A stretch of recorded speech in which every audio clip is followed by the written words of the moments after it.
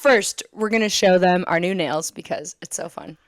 Obsessed. You got the gold chrome tippies. I feel like this entire book that we're reading, we have to have chrome nails at all moments. Couldn't agree more. Even if my agent gets mad at me or my manager gets mad at me because Listen, that's most of the neutral with a little sparkle. You'll be fine. I love that, but most of the roles I go out for are like detectives, firefighters, bad bitches, and they're like and I'm thinking like they can have cute nails. Women can be successful in their field with cute nails. Thank you. You know, it's really funny because I had an ENT when I lived in LA and she was a baddie. I loved her, this doctor, and she always had the baddest nails. And I'm like, thank you. Thank I love you. this. And also, casting, you can envision me without those nails. You know They what I'm can. saying? Like, right? You're Can't as they is. envision you? And God bless. Here's the thing, like Muncie, my character on SVU, she would never have nails. So that I understand. That I get. Okay. But like there are many bad bitch women out there that can have cute nails. Anyway, this is not a hill I want to die on, but we should be wearing chrome every day for this Done. month. And should we announce next month? Yes, yes, we should. Only to What give book? everybody time. All right, Miss Molly Burnett, what are we reading for the month of September? We're so And a excited. We novel want to tell you this, yes, early so that you have time to get the book. You have time to start because this is a big bitch. She a big bitch, okay? And we're gonna do it all in a month. Now, we know that you can do. I read it in like 3 days, right? When I first read this series, so it's okay. But we're gonna read book 2 of Akatar, but it is called A Court of Mist and Fury. Correct. I don't have it in here, but it's the really pretty teal greeny one, and I cannot wait. I'm just so excited. They I've kind heard of match your nails a little bit, not really, but I'll take honestly, it. your nails. You're giving Elphaba from Wicked, and I'm fucking here for it because The it's Wizard and also I. yeah, Yes. yes. It's low key Amarantha too, even though she's like red and ruby, but like kind of evil, like I'll wicked take green. it. I love You it. know, I feel like when you have nails in these types of colors, it kind of changes your mood and your attitude because you're looking at them all day. So Absolutely. maybe I'm like evil Amarantha. Absolutely. I Walk love it. around I Orlando, love Florida. It's actually kind of perfect. We also want to announce that we were chosen for the Love Y'all Book Fest that's going to be in Georgia Yes. It's in February February. 13th to 15th. How They're your girls. fun! We got pictures from our photo shoot. Yes, we're so excited. It's going to be a big event for all book lovers. They're going to have authors, like anything you can imagine they're going to have. And so we were chosen as little 2026 influencers to go. So we will be there, and we do have a discount code for tickets. It is LYBF underscore Alyssa Molly. Make sure you come, you hang out with us. We are going to be having so much fun. It's going to be our first book event actually together. So, Yes, and my first time being an influencer. Never done this before. oh, queen, look at you go. Look at you excited. thrive. Look at you winning. I'm obsessed. She's slaying in her influencer era. I'm in my influencer era, and I've been around my girlfriends. You know, Chriselle and I were in Outside Lands, and she's the queen influencer, and I've like witnessed it from afar, but I've never done it myself, so I'm so excited. But speaking of, because you just said Yes. era, and it triggered You me in the tell me, best baby. way. I don't know if you guys have listened to New Heights, which is Travis Kelsey and Jason Kelsey, two of the most talented men that have ever played football, two of the most masculine, hyper masculine, badass dudes. And they were chosen. Now, obviously, one of them is dating her, so that helps. However, they were chosen by Taylor to announce her 12th album. And they did her first podcast. And it is, I have goosebumps. You can't tell because of my super cute sheer top. But Obsessed. So cute. So cute. she is so lovable. She's so wonderful. My brother listened to it yesterday and he's like, I'm so in love with her. I never thought, like, Taylor Swift, obviously, she's one of the GOATs, one of the most critically acclaimed. She's probably the Bob Dylan. Artistically, her pen is the Bob Dylan of our time. That's how I would equate her because she's just a powerhouse. But like, being in love with her was never something I ever heard Will say. And he's like, she's so endearing, she's so smart, and they are so in love. The way Travis like cares for her and holds her and her talent and looks up to her and admires her. And he and his brother are just two little bitty football player biddies from Ohio. Like, he Yep. plays into the fact that he's a dumb Ohio jock. boys. Ohio boy. Yeah, you know all about an Ohio boy. My For our husband's from listeners, Ohio. yes, Alyssa's husband from Ohio. But I just thought it's just the funniest, quirkiest, most lovely interview for like an hour and a half. She just shoots the shit with these guys. And I just love that it's absolutely helping turn around the narrative that in order to be masculine, you have to be a toxic masculine creature. And Yeah. you don't. That's not what women are looking. We are not looking for that. It's so crazy because for so long I've wondered, okay, I don't know if I was the only person, but at first I was like, is this relationship for PR, For right? sure. And the longer it's gone and the more I see, I go, I think this is the real deal. And I'm so happy for her because she's given us so much art through her heartbreak. Obviously hate that for her, but she's given us just some of the greatest songs because of her experiences. So I'm really interested to hear the new album. Did she say when it's going to come out yet? I don't think so. I haven't No? finished it, but here I will equate them to the Marilyn Monroe and Joe DiMaggio of our time. Like this absolute superstar and the superstar Ooh. athlete. Here's the difference. There's a famous quote where Marilyn had come back from performing for our soldiers during World War II. And she comes back to Joe and she goes, "Oh, Joe, there were so many people screaming and cheering. You've never seen so many people." And he goes, "Actually, I have." Now, not to say that he hasn't. He was one of the biggest baseball players, so I'm sure Right. he's used to that. But the fact that that was his response is so eye-rolly. Like, you don't have to prove anything. We know you're a big, famous, strong man.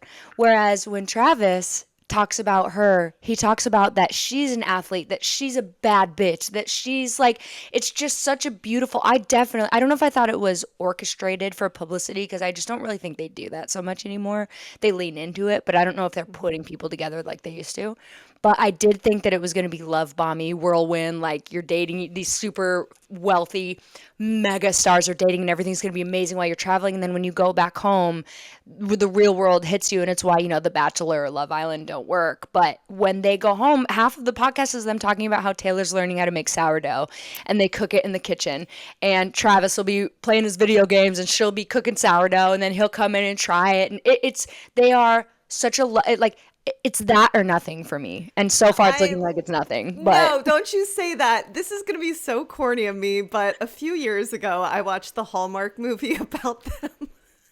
not corny at all. How cute. Listen, I love me some Hallmark movies, but course. it was so precious. And it really is exactly illustrating what you just said. They're just able to be regular people together, which at the end of the day, no matter how big of a superstar you are a person and you just want to be with your person and do just regular things, right? So, I love that for them so much. And I got to watch it. I'm definitely going to watch it. Was it on YouTube? Can we watch on YouTube? Yeah, it's on YouTube. It's called New Heights. That's their podcast. Their podcast is amazing, by the way. They're two of the funniest. Like, their dynamic is great. Two just really awesome men. Just great. Mrs. Kelsey really raised a duo of awesome dudes. I love that. Well, good job, Mrs. Kelsey.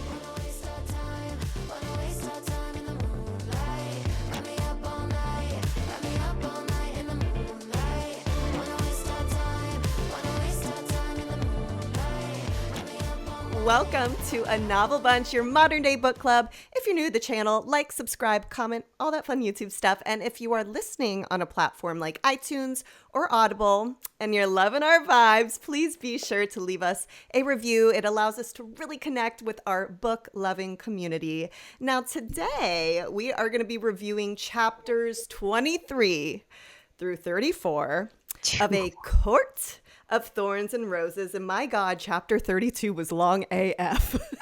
But I loved it. I'm so obsessed. We have so much to talk about. We have to dive in because we have a doozy. I know. Okay, well, chapter 23, right? We kick this off and Feyre, and we call him Daddy Tam now. That is his name. Thank you, Molly, for the nickname. He will forever be Daddy Tam. That's all I refer as him to. But Daddy Tam. they're on another date.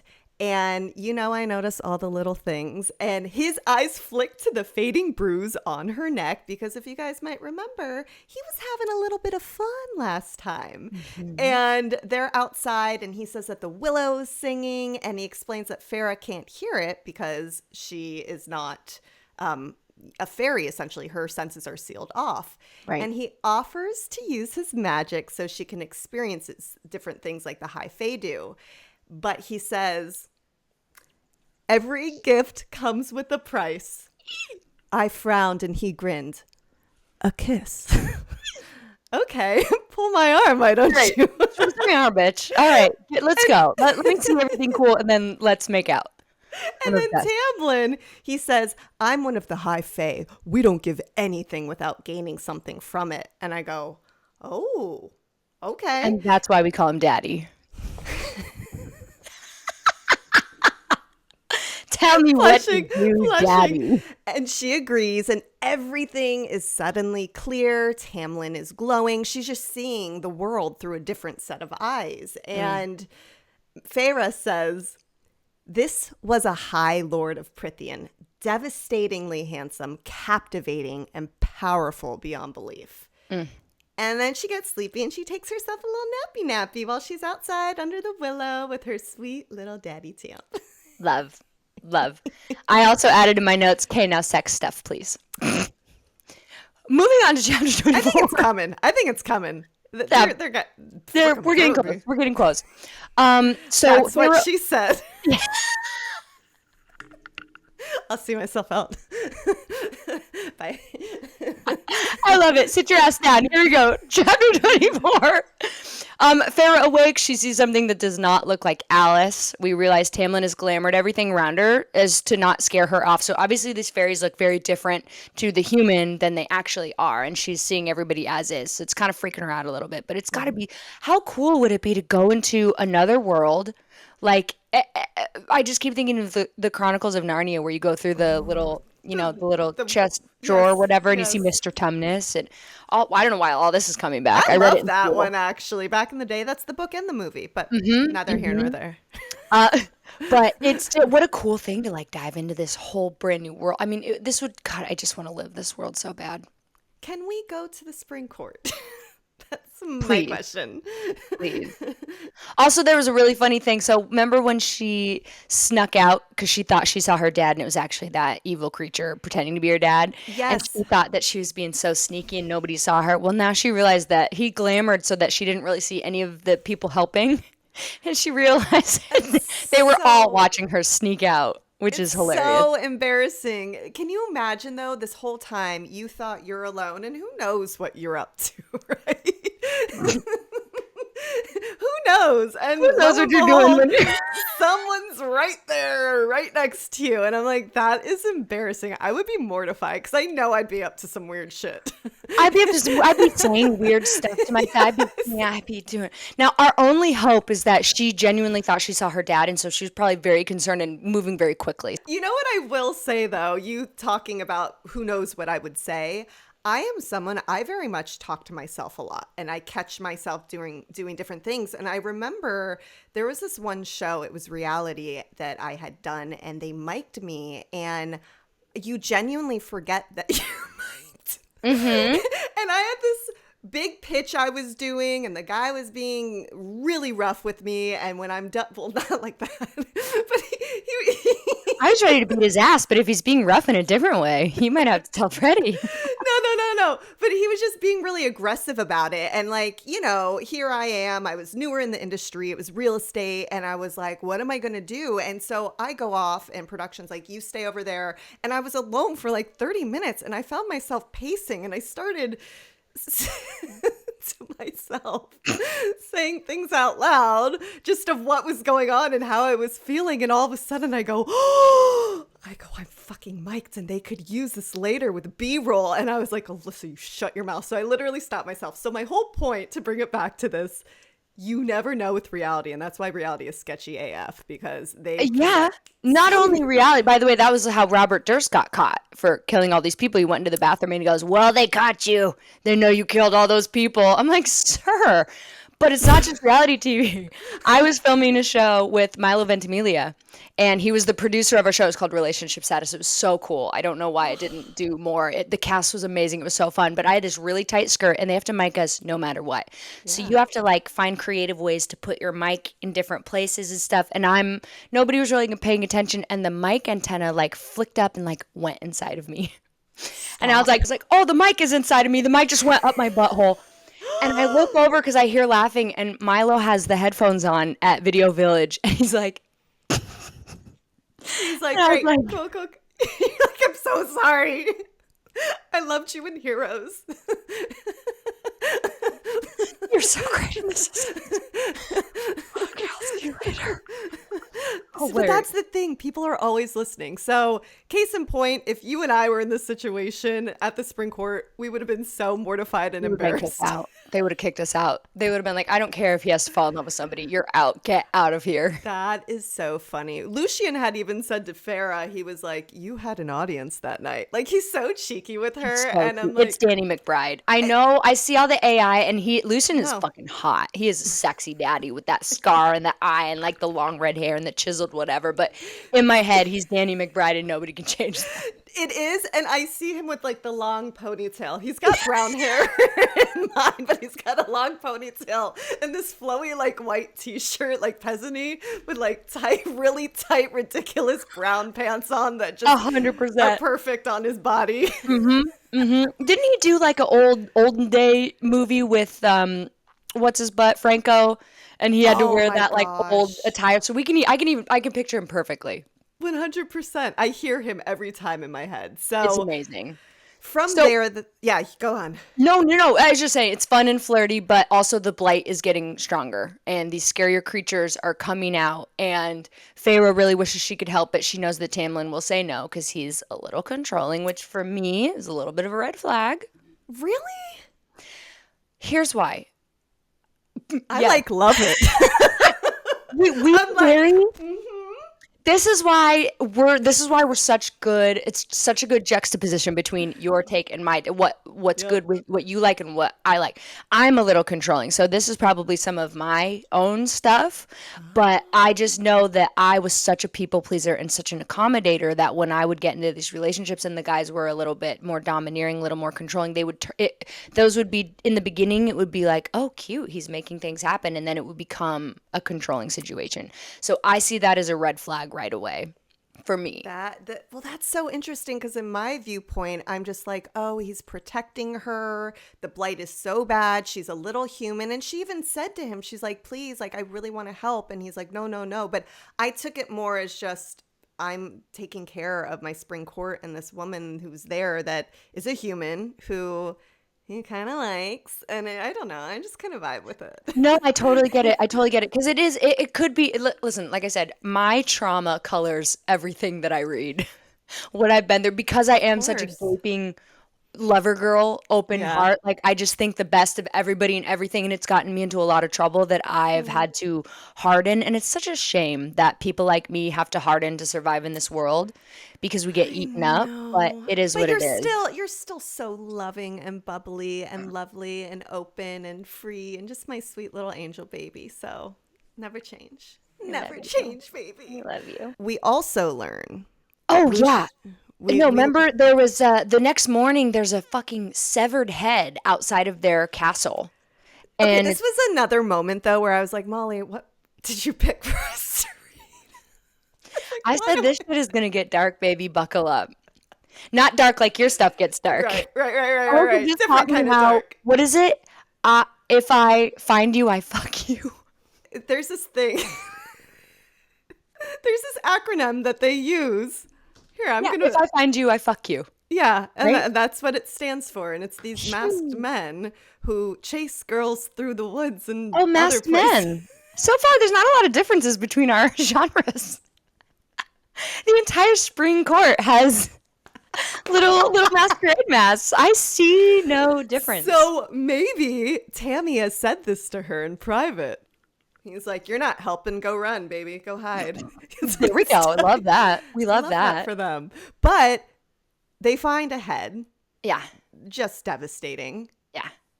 And who they say Horrifying. It's a threat. Didn't It's clearly a threat. This is scary.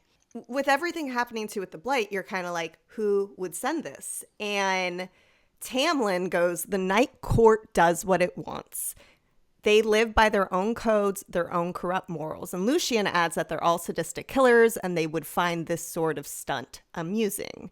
Lucian also says it's exactly what the High Lord of the Night Court would find amusing, that bastard. Ugh. So we find out that it's apparently from the Night Court, and we haven't really heard much. We've seen the map about Night Court. Remember, they're at the very top, but we don't know much. Night court seems really scary, as it should. It's the nighttime, right? Right, Things right, happen at night, right. so it makes I sense. know. The night court, the spring court, you would think like fun and flowers and rain and dew and and then the night court is like fucking monsters and scary. Yeah, for sure. So then Feyre kindly reminds Tamlin that he is not his father or his brothers and that he never made her feel like a prisoner, which I thought was the sweetest thing that she could say to him, because he very much seems like he's dealing with all of this inner conflict that like PTSD, Yeah.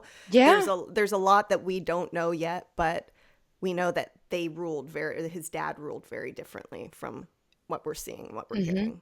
So So Tamlin has to go away after the beheading because he's got to try and figure out what the heck is going on there. But the summer solstice is here, and this time Feyre gets to celebrate, which is super exciting because I don't think there's any big mating bond, or he's not going to be inside of another fairy, and well, so this is very fun. she could have gone to that one. Come on, guys. Insert Eiffel Tower emoji gif. Sorry, Alyssa, please. I am very G-rated on this show. It's Thank me. you. I'm the problem.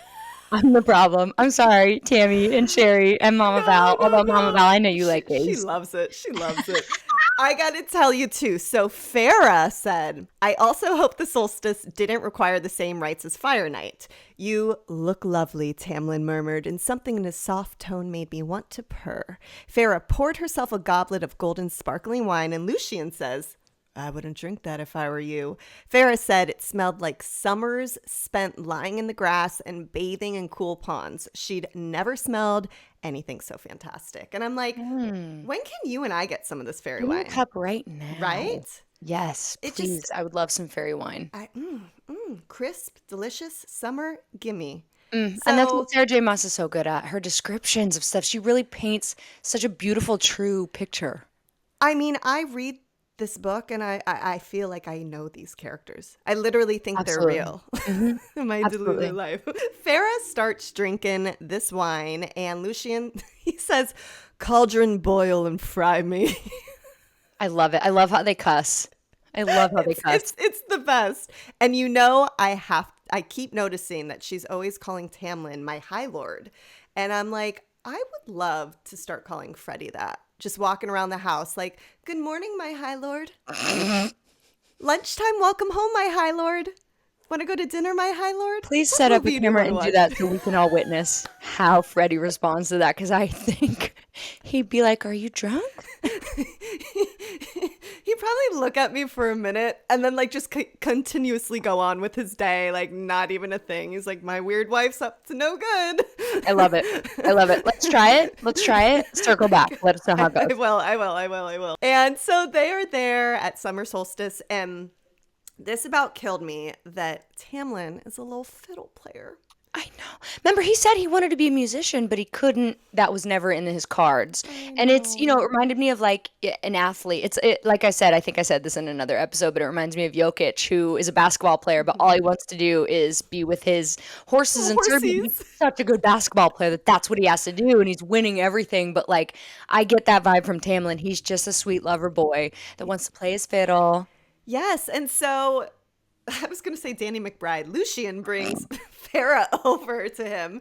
She sees he's playing, and Lucian's like, I'm so sorry, Tamlin. She's been drinking the wine. And he's like, oh, don't worry. Leave her with me. I've got an eye on her. And he grinned at her, and she goes, I didn't break my dancing. And as he rose from his seat and knelt before me in the grass, offering up a solo on his fiddle to me, music just for Feyre, a gift.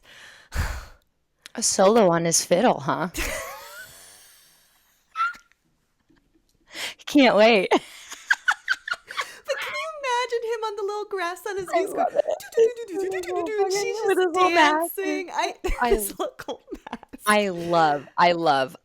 There was a quote at the end of this that I just thought was so beautiful that Feyre says. She says, "My father once told me that I should let my sisters imagine a better life and a better world. And I told him that there was no such thing. I never understood because I couldn't believe it was even possible until now. It was the happiest moment of my life." Oh, So well, he is so showing her a because whole new world. a whole new world, and she had said that because they went to the Willow the Wisp. Willow the Wisps, and he asked her to dance with him there. And there was another quote that I just love that was right in this scene. Feyre had said, "I was as unburdened as a piece of dandelion fluff, and he was the wind that stirred me about the world." So you just write everything perfect. I know. And I just Perfect. think like when you're with somebody new and you're dancing and you don't even need I remember I was like out on this camping trip with someone I was dating. We were dancing to that song from The Notebook and it's just remember that? I do. I I edited a little version of that together. I'll never forget. Baby, I remember I'll never everything. forget the I'm there. version you edited. Dude, that was amazing. But it's Yeah, special when of your bodies are, course. you're so high off these brand new relationship chemicals that everything is magical and you don't really need to eat, you don't really need to sleep, you don't really like, you just want to be around that person. It's intoxicating. Oh, and so that's exactly where they're at. And she had the best day ever. And for the first time in her life, she's allowing herself to enjoy, which is huge for her. Yeah. And it took her to go to this new land to find that. So, Yeah. Well, he opened the doors for her, right? Because she was so burdened by this promise she made to her mom, even though her sisters and her dad are questionable. And I she's really know. getting to live this. I just love it. It's I so know. sweet. I know. So then we roll into chapter 26. Everyone's pretty Everyone, hungover. Understandably naturally. so. Been there. That was us after your birthday Oh, girl. Oh, when I girl. still had to go do a fucking audition. I don't know how you did that. I I still literally was in don't. bed texting you, going, God bless you. I was like, "Bleh, don't worry, I got this." So they are all feeling it. And cheeky Lucian he's being very, very, very cheeky. And point in case, Feyre says to Tamlin, "You bit my neck on fire night. If I can face you after that, a few kisses are nothing." He braced his forearms on the table as he leaned closer to me. "Nothing?" His eyes flicked to my lips. Lucian shifted in his seat, muttering to the cauldron to spare him. "Nothing," she says. "Are you sure?" he murmured. He could have had me right there on top of the table. "I'm trying to eat," Lucian said. So he's just being cheeky, and I love I it. loved it. This reminds me, there's literally a clip in the New Heights podcast where Travis and Taylor are talking to each other and they're like in their old world and it cuts to the older brother Jason that's like, "Should I leave?" Stop.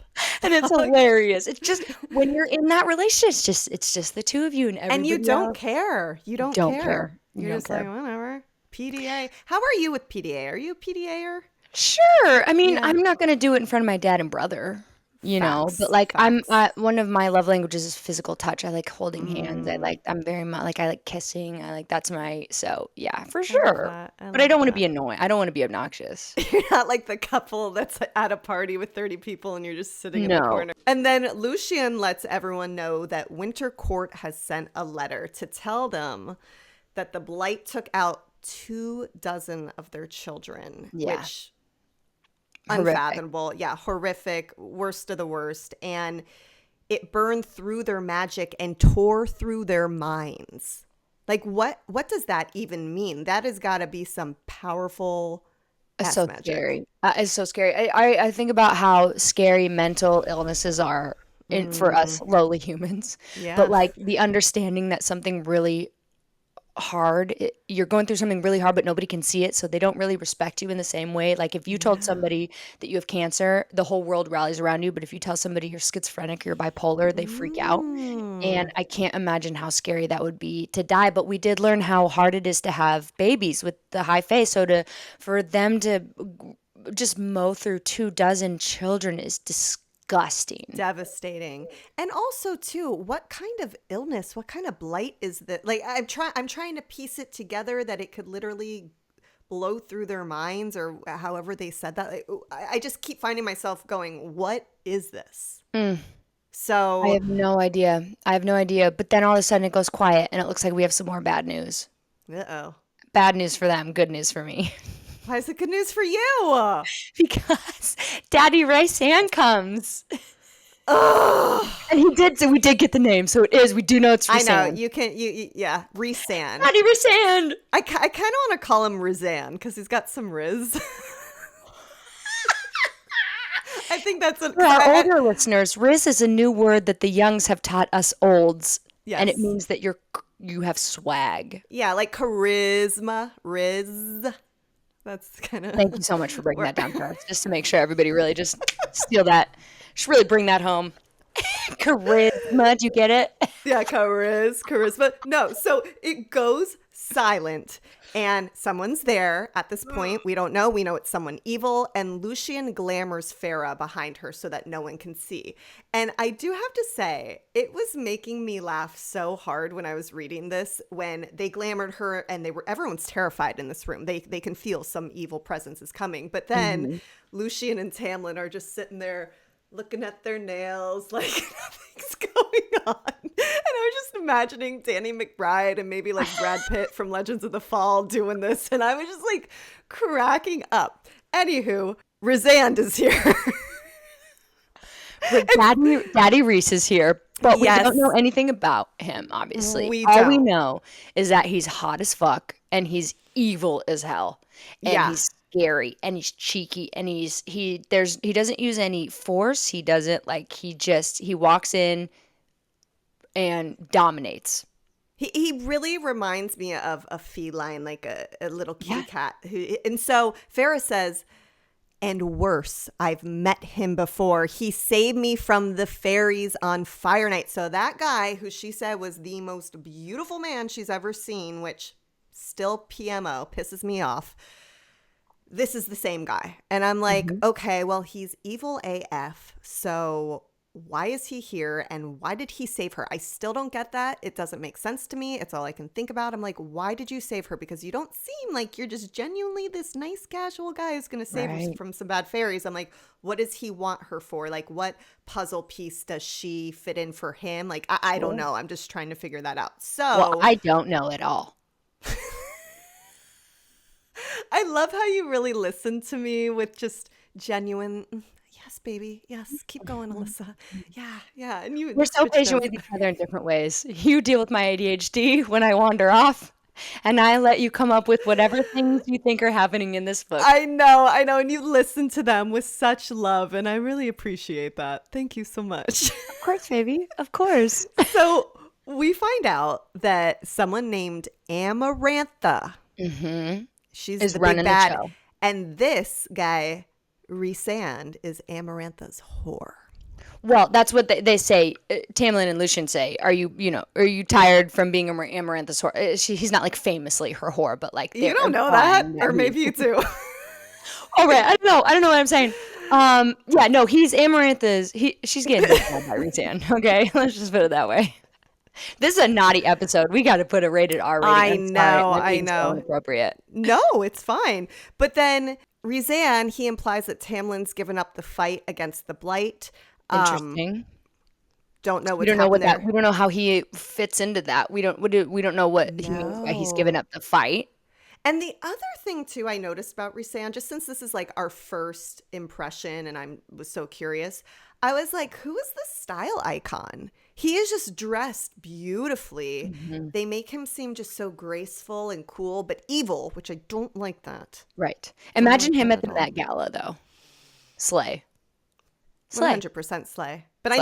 I need to learn more about him because he's course, kind as you of should. stressing me out. And then Feyre says about Rhysand, I'd never dare to paint him, and now I knew I would never have the nerve to. Yeah. I said, okay, don't He's a love scary this. boy. He's a scary boy. Dun He's dun a smart dun. boy though, because he notices there's 3 lunch places and there's only 2 people in the room. And he realizes that there's another person there, and he rips off the glamour, and Lucien quickly says, this is my beloved. We're going to get married. Yes. Danny Okay. McBride for the Okay, win. Danny. Okay.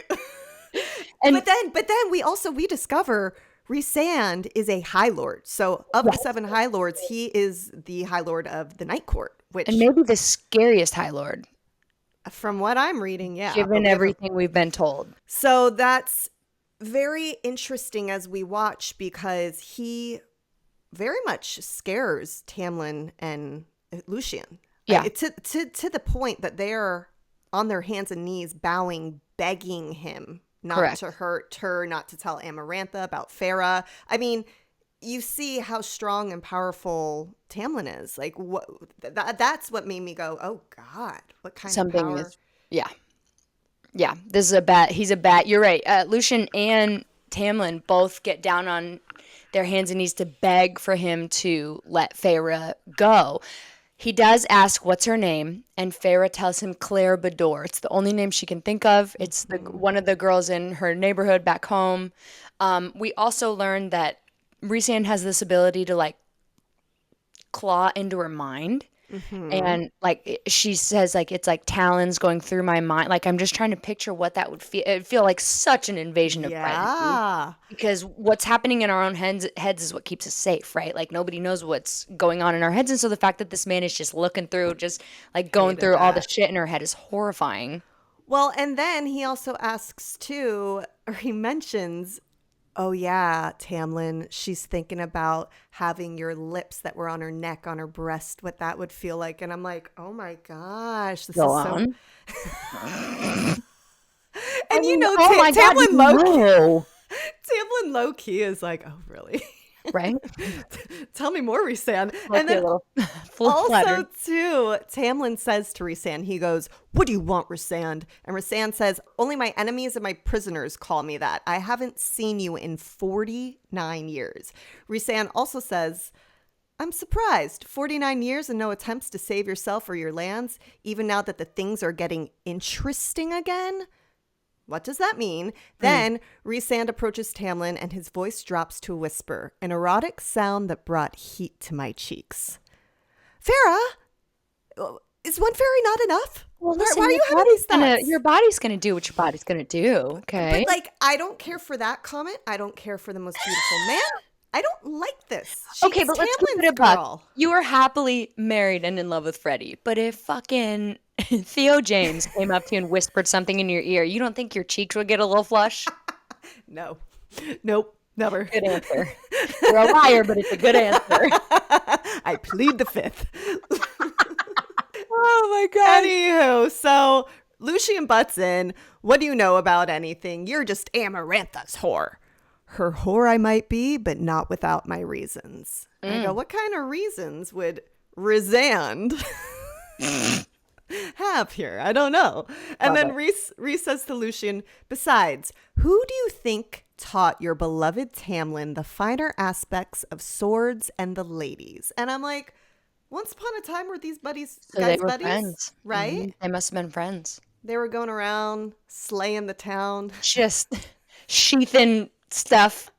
Oh my gosh. And then Rhysand, he's done once they're begging on the floor for him. And he goes, "This is the most fun I've had in ages. I'm looking forward to seeing you three under the mountain." Uh-oh. What what is that? What is Well, that? we do know that when Feyre was looking through all those paintings, she saw this Uh-huh. big giant she saw Prithian and the night court Yep. and the spring court and the day court, and then she saw this huge mountain.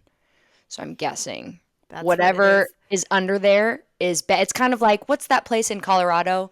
Lockheed Martin, where like the president goes if there's a nuclear whatever, he goes under that big Oh. mountain. So that's what I'm picturing.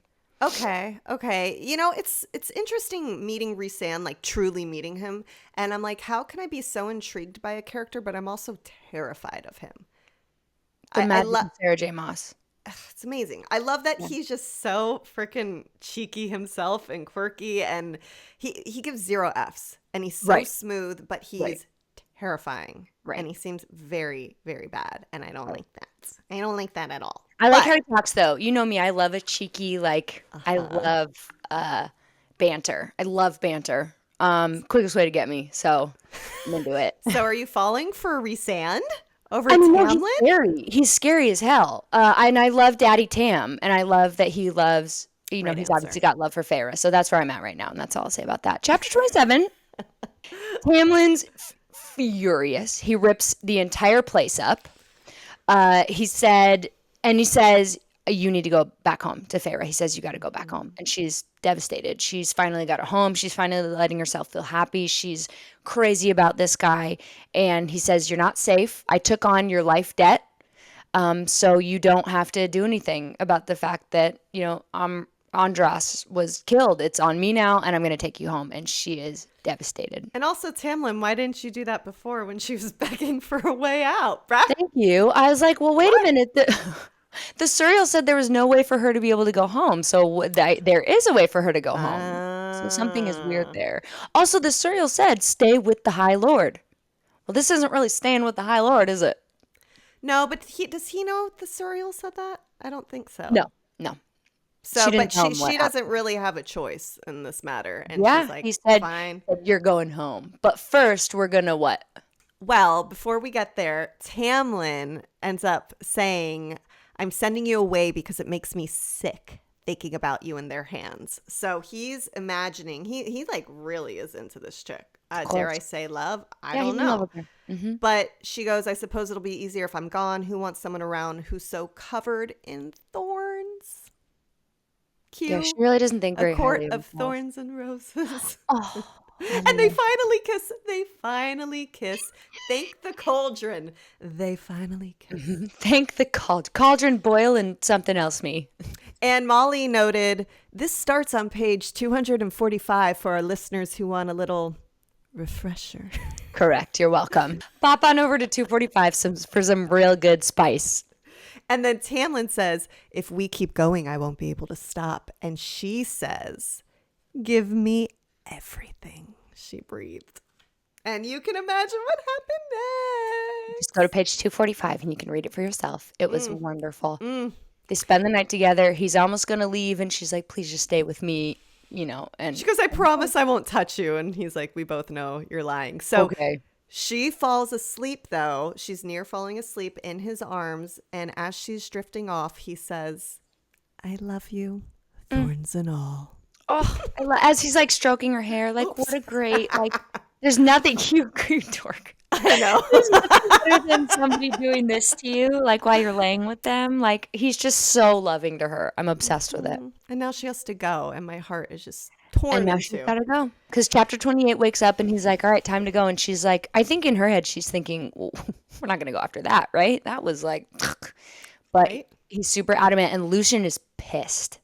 He is pissed. And I'm confused by his anger because he should want her to go home and be safe too. So there's something more to the fact that he's very upset. She goes, he had said he loved me, and I felt the truth of it from our lovemaking. And he'd sent me away to keep me safe. He'd free me from the treaty to keep me safe, because whatever storm was about to break the Prythian was brutal enough that even a High Lord couldn't stand against it. So we learned that truly think about it. He's so powerful, everything we've seen, and this blight is just so bad. So she gets knocked out with the magic again, so she doesn't see the journey. This poor girl, they always knock she her out just with get magic. rocked. And Like me on Days of Our Lives. I'll just get chloroformed every other like, week. throw her this way, let's do this. Exactly. But she ends up at home and she's dropped off, and it's a mansion. So Daddy Tam really took care of her family. Like, Really took care of her family. big time. Yeah. Hot. And then Hot. is that why he's daddy? That's why one of the many reasons why he's daddy. She gets dropped off. She's got chests of like jewels, and we also find out that her dad isn't limping. Like, Tamlin's healed him. Tamlin has gone so above and beyond, and it's so beautiful. But Nesta is still a right bitch, cold Her as hell. sister. But there's something interesting because we know how the Sarah J. Maas universe, they all intertwine, right? So Crescent City, Throne of Glass, Akatar, and they keep talking about how Nesta is not of this world. And we were actually talking about it, and you sent me that, and I was like, crazy. I literally just wrote that in our notes, that I'm putting a little pin in what is Nesta's deal. what's her Interesting. relation to something. I don't know, but I thought that was really Well, interesting. I've had this theory since I've started reading it. I think that Feyre and Nesta's mom was maybe half fairy, a fairy. I don't know. She's so close to the Have border. something. We'll Mm-hmm. see what unfolds, Yep. but I that's just the vibe I'm getting. I don't feel like they're fully human. Like even Farah to be able to like kill the wolf and do all this hunting on her, or the wolf. I'm sorry, I God, love I will it. Just still keep die saying over wolf. it. It's so cute. He killed the But wolf. the Woofy was The killed wolf. by Farah. But for her to be able to do all of that as such a frail little girl, you're just kind of like, is there some other magical power at play we don't know yet? I don't I know. know. We'll I find know. out. It's just a She's thought. related to something. She's definitely related to something. Yep. So the family thinks that a stranger showed up and asked their Mhm. dad to invest money, and he killed it and made all this money. So he really, truly took care of her. But Feyre can't shake this feeling that she's not doing what the serial said, which is stay with the High Lord and you will be safe. I feel like the surreal speaks like, stay with the High Lord. That's how I hear it in my head. Give us that one more time. Stay with the High Lord. You'll be safe.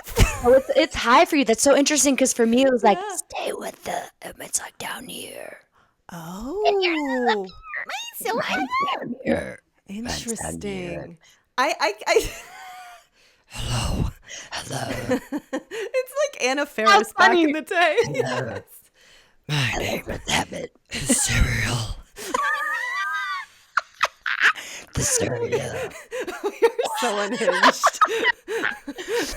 Anyway, chapter 29, which is when we officially find out that Daddy Tam healed her father, which is, she said, is the best gift he ever could have done. If it was Mhm. just that happened, it would have been worth it. And Yep. her little sister Elaine is just blossoming. She's gardening. She's so sweet. She's so Mhm. excited. Her and her dad have such a beautiful little connection. Daddy's Yeah. little girl, dad. They love. Nessa's still cold as ever. Still a bitch. And we find out that Nesta tried to visit Feyre, but was unsuccessful. Huge. She's such a bad at Nesta. I know that Nesta is a jerk, and this isn't fair because I've read book 5, which is about Nesta, and it is maybe my favorite. But No spoilers. I won't spoil a thing. But I just love Nesta is such a cold bitch, and Mhm. I kind of love it. I don't love Yeah. how she speaks to Feyre all the time because Feyre's clearly the one doing all the work here. But Nesta is the oldest of souls, Mhm. and I Well, my really whole appreciate it. thing is I always question what happened to her that made her have this shell on. You know, and I I'm know hopefully I'm sure we'll find out, but we will. Don't you I'm worry. like, like No what? stone left unturned. But then Elaine is the sweetest little peach. I She's know. thriving, doing her thing. But Nesta knew about everything, which also I guess she's like, yeah, your little wolf guy tried to put his magic on me. And she was able to shield the glamour, which Well, she had a that's piece of ash wood in her pocket the whole time. That's how she was able to not oh, get glamour. Nesta's just so smart, and so her willpower is so strong. I'm starting to think that some of the fairies' magic can be deterred by just sheer willpower. We're starting to sure. get tidbits about that. But I do love the dichotomy between Elaine and Nesta and Feyre. They're three fully formed, completely different characters, and I Yes. love it. But the Feyre goes back to her cottage. She sees her people. She's giving silvers to people. She Hmm. sees, her ex and Nesta's ex. And the Hmm. final line of chapter 29, which is my quote of the week, Feyre, when she was talking about Elaine's hope, even through all the brutality of what they've experienced in their past. And she said, she had looked at that cottage with hope. I had looked at it with nothing but hatred, and I knew which one of us had been stronger. I know. My heart. Oh, My oh, heart. so good. It's Yeah. so good. Chapter 30, sorry, is when we realize that Feyre's gone back to the village and she's handing out gold and silver because she thinks it's the least she can do. She sees Thomas Mandry, which is, I say, Nesta's old work. What I mean by that is the man that Nesta was supposed to be engaged to. Obviously, they're not getting married. I was gonna ask you. I'm like, I've never heard this term. Is this new? Will taught Her. it to me. He'll be like, oh, yeah, that's J-Lo's old work or that's Jay-Z's old Stop. work. And I'll be Stop. like, I was like, that Will, sounds so cool. Of course, Will it's said so, that. because Will's so swaggy. Will is the coolest saying. So here's what I do. He'll say them enough times and I'll remember them. And then all You're he's like, done let in me my add life. this to my notes section. I truly do it, and he'll catch himself. He'll say something really cool, and then he'll be like, "Don't," and I'll be like, Stop. It's mine now. It's mine now. So they both see their old work. They both do their old work. Feyre runs into Isaac Hale and his new wife, and they just Yep. share a simple smile. And she mentioned, she goes, Isaac just seems so human. Yes, Which after everybody being, does. yeah. Also, remember when she comes back, she's kind of glowing, so people are a little bit intimidated with her because the Fey magic is like encompassed her. So she's The Fey magic or the Tammy magic that was well, inside? am I right? We're out of control. I'll see Yes, myself out. no, here for all of it. We find out her dad's gonna throw a ball in Feyre's honor. Mhm. Nesta obviously says that she knows your beast's little trick didn't work on me. She hired that mercenary to take her to try and find Feyre, and they got to the wall, but they couldn't find a way through. There's definitely, and then Feyre realizes like Nesta went after her to try and save her, and Nesta just kept saying it wasn't right. So there is a true love between these two sisters, and it is powerful. Yeah.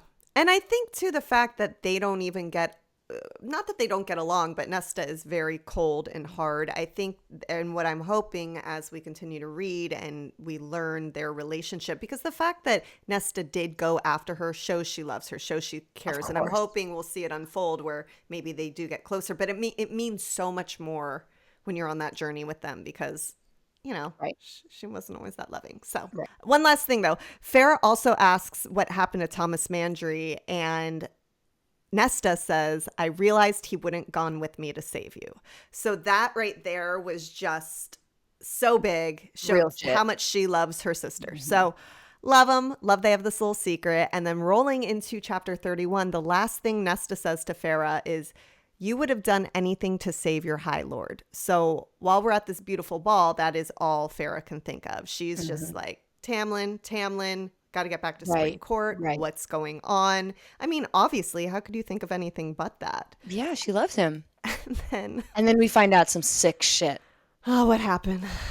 Claire Bedore's entire family's home was burned and everybody died, but the only body they couldn't find was Claire's, which probably means that something even more fucked up happened.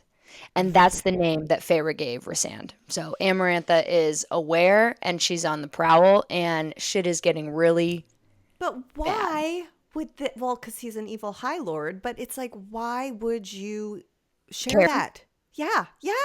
There's more to it. You would care because there are repercussions and Claire needs to die. And you'll see why. Oh, gosh. Because I was like, is he just looking for fun? Is he just this evil High Lord and this is what they do? Because even Lucien and Tamlin at one point were like, oh, they just do this sadistic stuff for fun. You know, I don't. But there's This a is deeper meaning to this.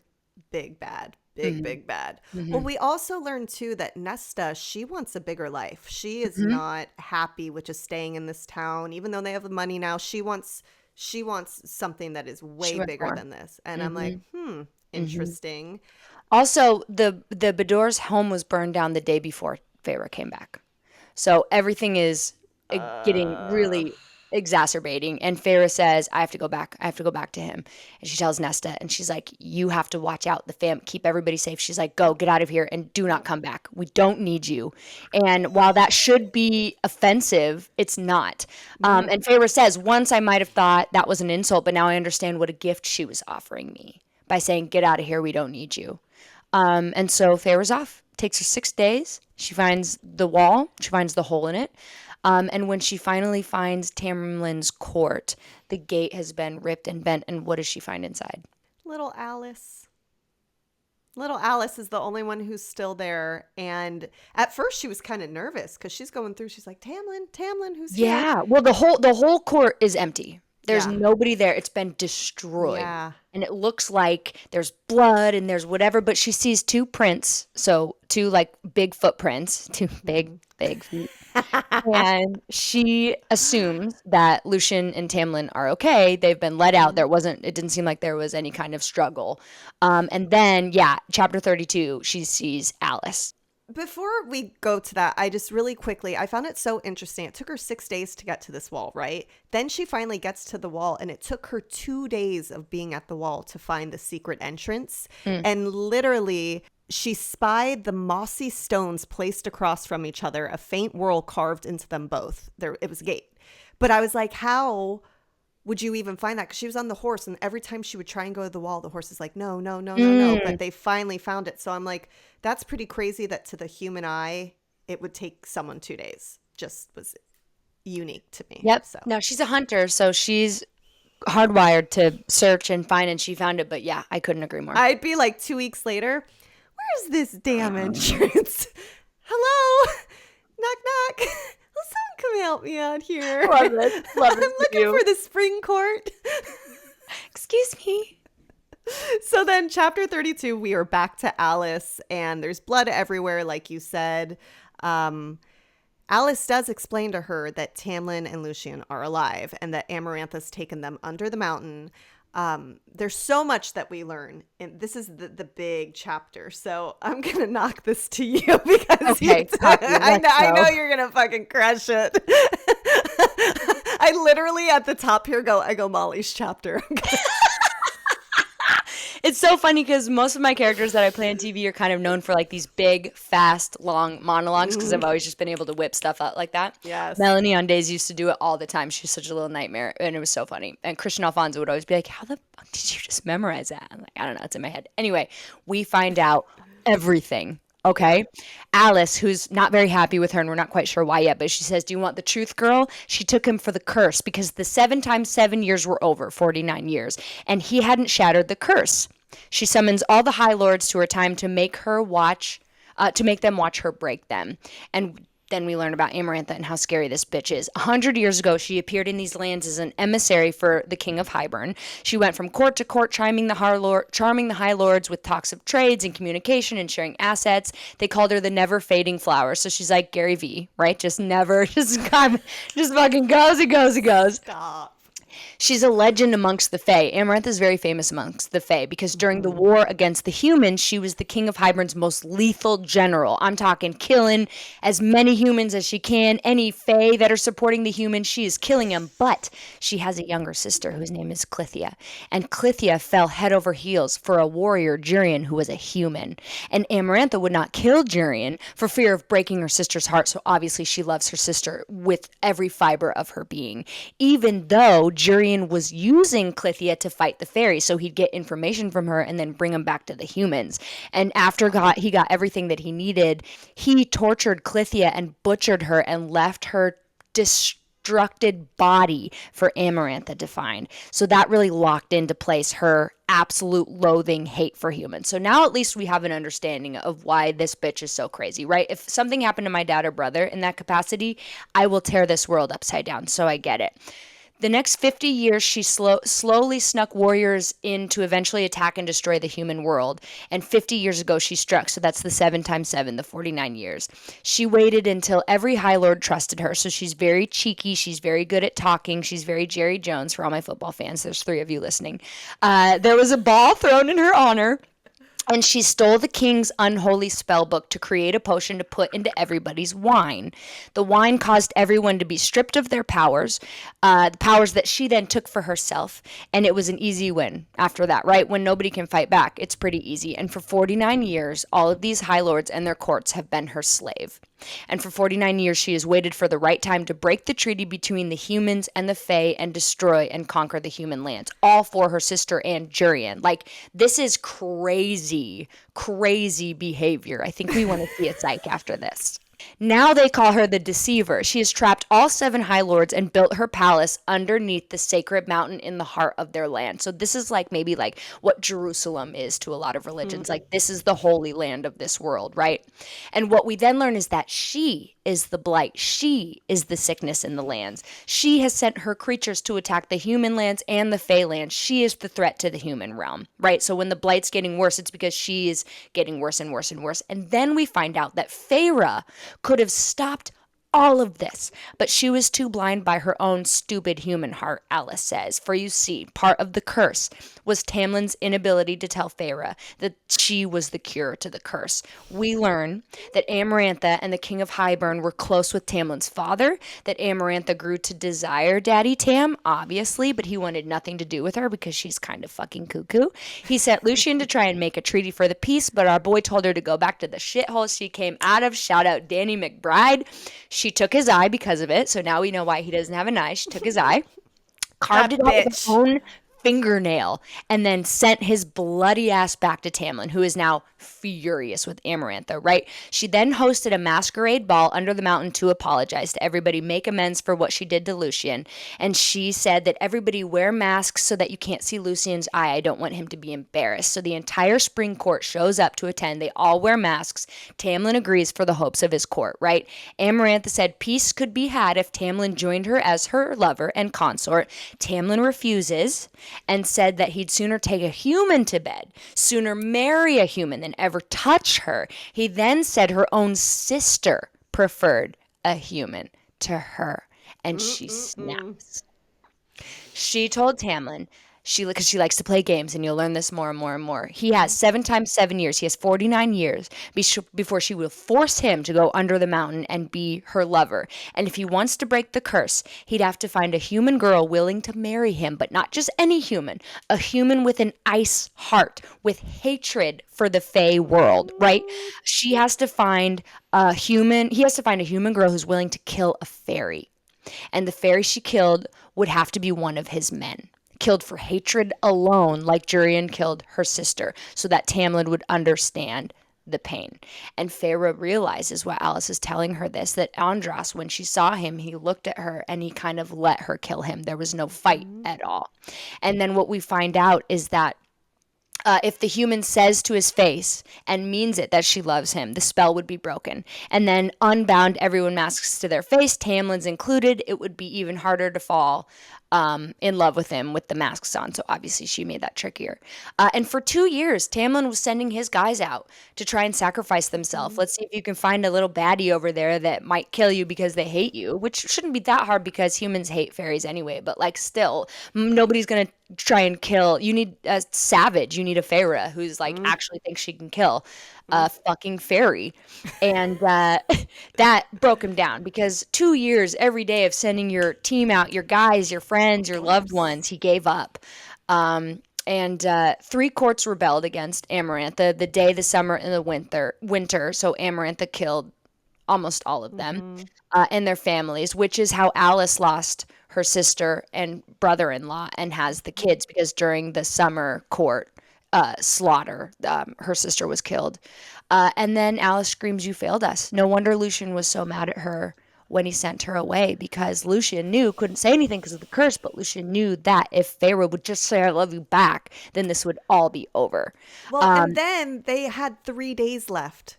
He sent her away 3 days too soon, but he was scared because he knew that Amarantha was going to do something to the woman that he loved. And so he chose her over his entire court. Which, I mean, the Daddy romantic part of my Tamlin. heart, Daddy Tamlin. The romantic part of me is like, oh my God, how sweet. But then the ruler part of me, like the politician of me, is like, Yeah. you stupid fuck. I know, but love makes you do crazy things. Don't I know it? Don't I know, bitch? Well, 10 out of 10 out of that delivery. My God, Molly B. And that's where we're Absolutely. at. That's where we're at. And then Here's how she ended, though. She said, "Take me to under the mountain. I'm going to go save him." And Alice is like, Correct. "It's a suicide mission." Absolutely not. She's like, "Take me right fucking now." And Alice is like, "Okay." And they go. And then what? And then chapter 33. Alice and Feyre reach the mountain, and Alice gives her the rules to remember. Do not drink the wine. Do not make deals with anyone unless your life is legit at stake. And do not trust a soul. Your senses will lie to you. The people will lie to you. Do not trust a single thing. And Feyre enters under the mountain, and the Ator Adder, or however you say it, grabs her, and she's already caught. Oh my God. And we're in. Let's go. So then that brings us to chapter 34, and we finally meet Amarantha. I'm picturing a deep red-haired Charlize Theron. Ooh. I love That's that. Yeah, wonderful. she's deep red hair, very pale Deep red skin, hair, very a pale. bone around her neck, and a ring that looks like an eyeball. It's Jurian's eye. Gross. Next to her, Ew. however, is Daddy Tam. Daddy Tam, however, she's like, hey. He has no reaction, and it's driving me insane. What? I'm What? like, is it a spell? Is it him pretending like he doesn't know who she is? Like what? Like he won't even look. He doesn't even care. He's just like sitting here like. It's got to be a spell, or he's the most avoidant personality, and I'm over it. This is like when I was over Leo until he made amends and came back. But I was like, you're not going to say anything. You're a little peon human who Yeah, statistically shouldn't make it yeah, alive into this yeah, place, has just come to save you, and you can't yeah. even, like, Show anything, but maybe it's a spell. It could be. of course. And then Amarantha points to a horribly tortured and mangled body hanging above the court, and it's Claire. So this was meant to be Feyre. Correct. And now we know what happened to Claire's body.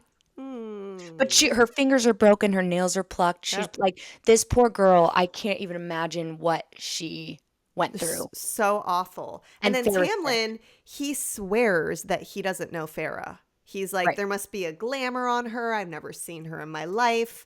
And then Amarantha, she's a sick little lady here. Right? She's a cheeky bitch. And she makes a deal with Feyre.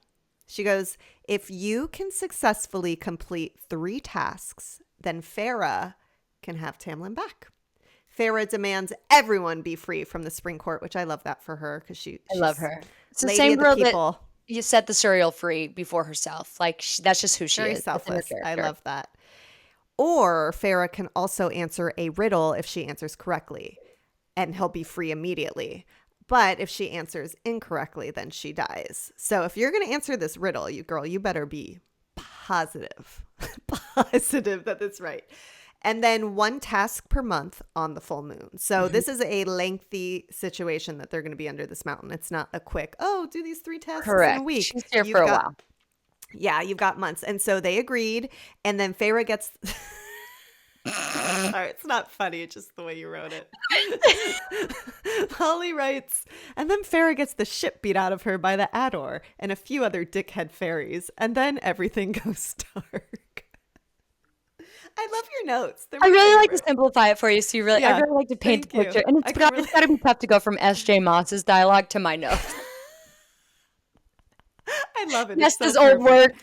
Oh my gosh. Sarah goes to the cottage and sees Nesta's old work. A bunch of shithead fairies beat the crap out of her. I love it. You simplify things for me, and I appreciate that. I love that. So at this point, we have no idea what's going on, and also what a chapter to stop on. Because now I'm like, What a perfect chapter to stop on. I'm so excited to read. We are going to so hang up excited. and I will dive Yes, right back into the yes, book. yes. Because we're finishing the book. The next episode is we're finishing the book. Yeah, last chapters are going to be 35 to 46. We're going to cover next week. And then after that, we'll be doing A Court of Mist and Fury, which we are so excited about. Maybe one day I'll get all of these titles correct. A Court of Mist and Fury. Sounded good to A me. Court of Thorns and Roses. Oh, we love it. So, oh, give me that. I can't wait to bedazzle mine. But that being said, Bunchies, we love you. We appreciate you so much. Thanks for hanging, and we'll see you next time.